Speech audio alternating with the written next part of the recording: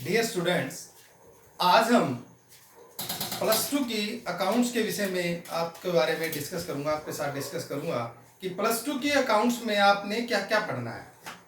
अगर हम plus two के अकाउंट्स के बारे में बात करें तो आपको पूरे साल अकाउंट्स की दो बुकें पढ़नी होती हैं। एक बुक जिसको हम पार्टनरशिप अकाउंट्स बोल सकते हैं, पार्टनरशिप की बुक्स कह सकते हैं।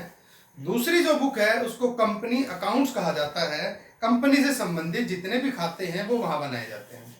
तो आज के इस वीडियो में मैं सिर्फ आपसे जो पार्टनरशिप अकाउंटिंग है, पार्टनरशिप की बुक है, उसके बारे में डिस्कस करूंगा कि उसमें पार्टनरशिप बुक में आपने क्या क्या पढ़ना है।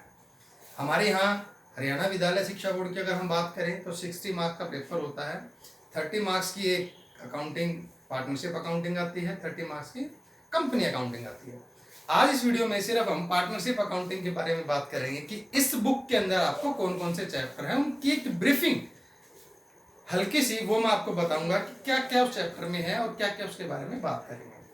तो पहला जो चैप्टर है हमारी बुक में वो है non profit organization, accounting for non profit organization, अलाभकारी संस्थाओं के खाते, जिसको हम एनपीओ के नाम से भी बोलेंगे, non profit organization. Non profit organization का मतलब क्या है? वे संस्थाएं जो लाभ नहीं कमाती है। हमने प्लस वन में लाभ कमाने वाली संस्थाओं के खाते पढ़े, जिसमें हमने ट्रेडिंग, प्रॉफिट एंड लॉस और बैलेंस शीट बनाया। प्लस वन की अकाउंटिंग में हमारा ये चैप्टर था financial statement for accounting, financial statement for trading and profit and loss और बैलेंस शीट अकाउंटिंग, उसके बारे में हमने पढ़ा। अब यहां पर नॉन प्रॉफिट ऑर्गेनाइजेशन, इसका मतलब वे संस्थाएं जो लाभ नहीं कमाती है, उन संस्थाओं के बारे में हम पढ़ेंगे। इस चैप्टर में ये है। अगर कहा जाए तो यह चैप्टर पूरी शेष जो अकाउंटिंग है, पार्टनरशिप की जो अलग बुक है उससे थोड़ा सा अलग है। यह हमें प्लस वन की अकाउंटिंग से मिलता जुलता हमारा एक चैप्टर है। नेक्स्ट जो चैप्टर है वो सारे एक ही पार्टनरशिप के बारे में है। फर्स्ट जो चैप्टर है वो चैप्टर है accounting for partnership. Accounting for partnership का मतलब क्या है? Fundamental accounting. फंडामेंटल अकाउंटिंग में हम क्या पढ़ेंगे? फंडामेंटल अकाउंटिंग में पढ़ेंगे कि जो साझेदार होते हैं वो पूरा साल लाभ कमाएंगे, और लाभ कमाएंगे तो उनका लाभ बटेगा कैसे, उनका प्रॉफिट अमंग द पार्टनर्स किस रेशो में बटेगा, किस तरह से उनको लाभ मिलेगा, ये हम इस चैप्टर में पढ़ेंगे। Accounting for the partnership firm, partnership firm या पार्टनर्स के बीच में लाभ हानि किस अनुपात में बांटा जाएगा, ये हम इस चैप्टर में पढ़ेंगे। जब दो या दो से अधिक व्यक्ति मिलकर किसी काम को करते हैं तो उसे हम पार्टनरशिप कहते हैं।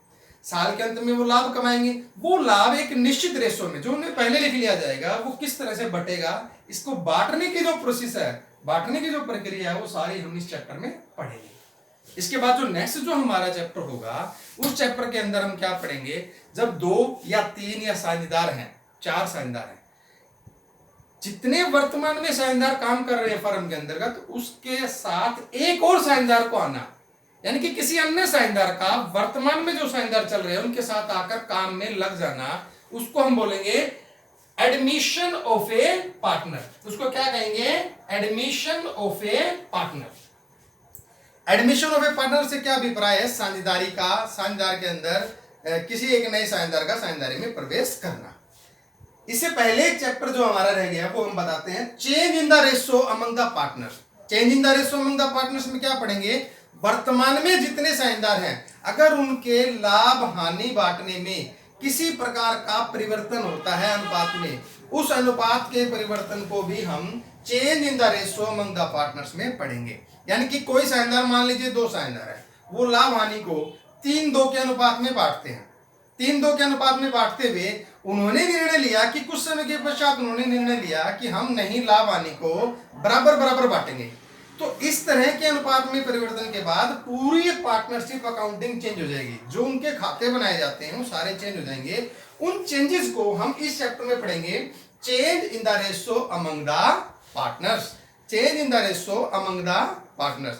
इसके बाद जो मैंने अभी आपको बताया, अगर साझेदारी चल रही है और किसी अन्य साझेदार का फर्म में प्रवेश होता है तो उस समय खातों में क्या क्या चेंजेस आएंगे, क्या क्या परिवर्तन आएंगे, उन सभी परिवर्तनों को हम इस चैप्टर में पढ़ेंगे, admission of A partner. Admission of A partner का मतलब है किसी साझेदार का वर्तमान में जो साझेदारी चल रही है उसमें प्रवेश करना, उसके बाद जितने भी चेंजेस होंगे, जो खातों में चेंजेस आएंगे, किस तरह से अकाउंटिंग मेंटेन होगी, वो सारे हम इस चैप्टर में पढ़ेंगे। अब कोई साझेदारी चल रही है, साझेदारी चलते समय कोई व्यक्ति रिटायर होता है, रिटायर होने का मतलब ये है फर्म को छोड़कर जाता है। रिटायर होने के कारण कई हो सकते हैं, जैसे कि उम्र होने पर कोई व्यक्ति एक निश्चित आयु के पश्चात रिटायर होता है, किसी के देश छोड़ने पर, किसी को कोई अन्य कारण से, बीमारी की अवस्था से, कारण चाहे जो भी हो, यदि वर्तमान में साझेदारी चल रही है उसमें से कोई एक साझेदार फर्म को छोड़कर जाता है, उस समय खातों में क्या क्या परिवर्तन होंगे, हमें कौन कौन सी चीजों को ध्यान में रखना पड़ेगा, किस तरह के खाते बनेंगे, अकाउंटिंग किस तरह की चेंजेस आएगी, वो सारी हम इसमें पढ़ेंगे। Retirement of A partner.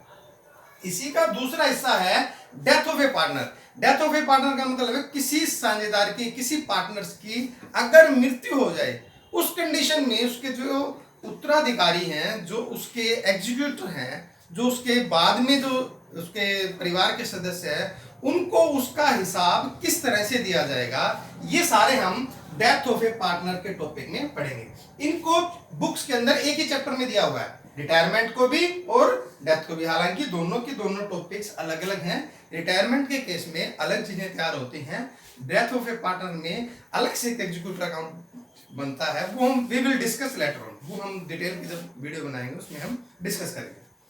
Next जो हमारा लास्ट टॉपिक है dissolution of partnership firm. Dissolution of A partnership firm में क्या होगा, साझेदारी टूट जाएगी, सभी साझेदारों का एक दूसरे से संबंध अलग अलग हो जाएगा, कोई भी साझेदार एक दूसरे से संबंध नहीं रखेगा।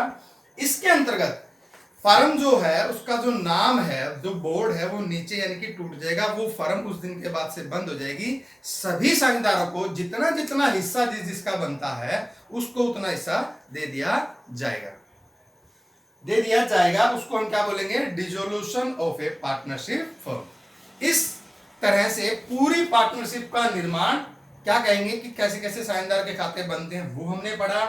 अगर साझेदारों के अनुपात में परिवर्तन आता वो पढ़ा। उसके बाद किसी साझेदार के प्रवेश करने पर, एडमिशन करने पर क्या होगा वो हमने पढ़ा। इसी प्रकार से कोई साझेदार फर्म को छोड़ के जाए, रिटायरमेंट हो जाए, तो हमने क्या करना है, वो खाते पढ़ने हैं। और लास्ट में पार्टनरशिप फर्म बिल्कुल टूट जाएगी, तब क्या होगा, ये सारी चीजें हम इसमें पढ़ेंगे। ये हमारी पूरी बुक जो फर्स्ट बुक है वो है। उम्मीद करता हूं इनको जो ब्रीफिंग मैंने की है वो आपने ध्यान से सुनी होगी, और अच्छा लगे तो जरूर मुझे बताना, मैं वीडियो को फिर और आपके लिए बनाऊंगा। धन्यवाद।